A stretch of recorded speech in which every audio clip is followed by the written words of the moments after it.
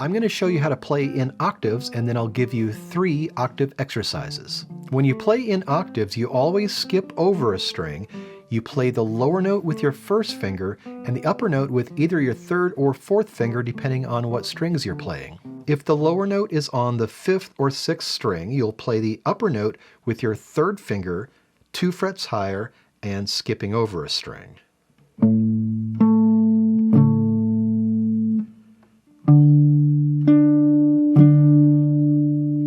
And if the lower note is on the 3rd or 4th string, you'll play the upper note with your 4th finger 3 frets higher and skipping over a string.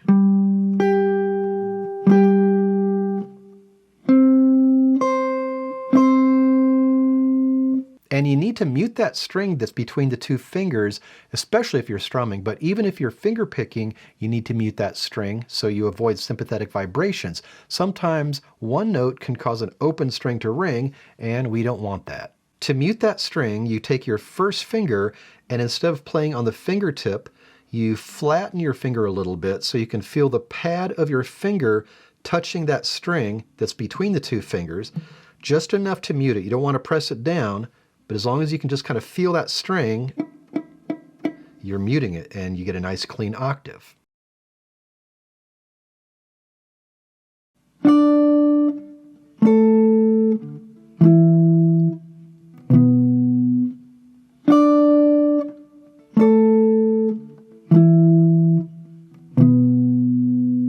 You need to get to the point where you don't have to think about whether you're playing the upper note with 3rd or 4th finger, you just sort of do it. So in this exercise, we're moving from one string set to the next. First finger is going to stay in the same fret the whole way, so first finger is going to be at the 7th fret, and on these 2 strings, I'm playing with fingers 1 and 4, move to the next 2 strings, still with 1 and 4. Next 2 strings, first finger again stays at the 7th fret, but now my octave has to be with fingers 1 and 3. And same here, fingers 1 and 3. And you don't have to play that exact fret position. You can put your finger on whatever fret you want. Just make sure you keep the fingering the same.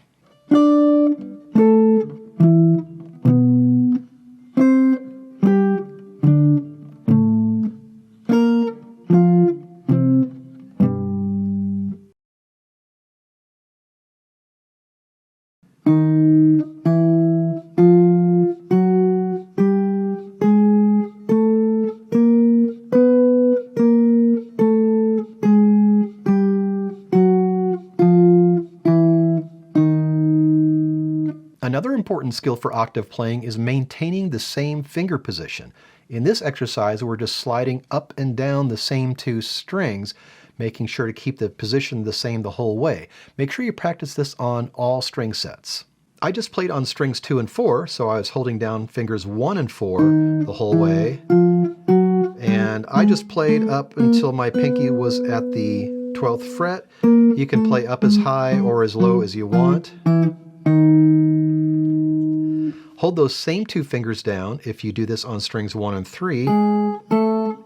So go up as high as you want, and then go back down. And you hold down fingers 1 and 3 if you're playing octaves on strings 3 and 5.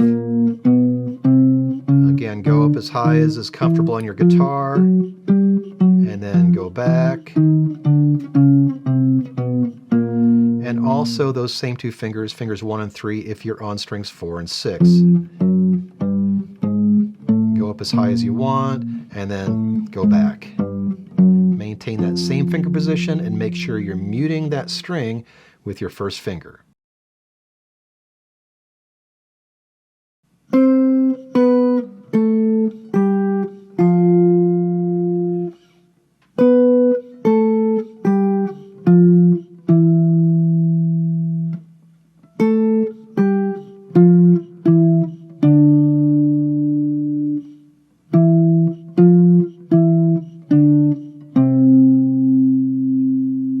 Once you get the mechanics worked out, try playing simple melodies in octaves. You can do this with scales as well. It's just more fun to do it with melodies. I started off on string 1, and then I shifted to string 2, And here I slid down on the same string. You'll find yourself sliding quite a bit when you play in octaves. It's a lot easier to slide around than it is to play vertically when you're playing octaves. Anyway, the next little phrase, I stayed on string 2, I slid down a bit, and I shifted to string 3, back to string 2, string 3, and from this point I just stayed on string 3 and slid all over the place.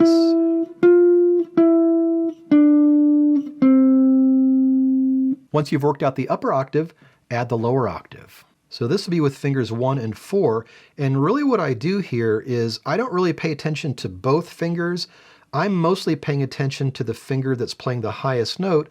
First finger is just always there, sliding around along for the ride. So fingers 1 and 4, and this will still be fingers 1 and 4. And again, I'm mostly focusing on fingers 3 and 4 here. I'm not worrying too much about finger 1, it's just sort of there. Fingers 1 and 4 still. Now finger 1 and 3. Back to 1 and 4. And then 1 and 3. And again, I'm just sliding all over the place here. It's much easier to do this with octaves. Finger 1 and 3 all the way here.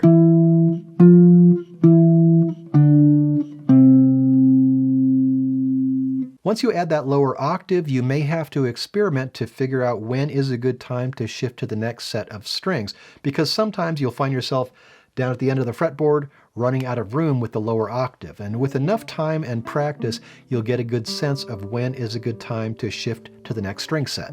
Check out this video to learn how to play double stops in thirds. And for more guitar lessons, music theory, and solo guitar arrangements, please subscribe.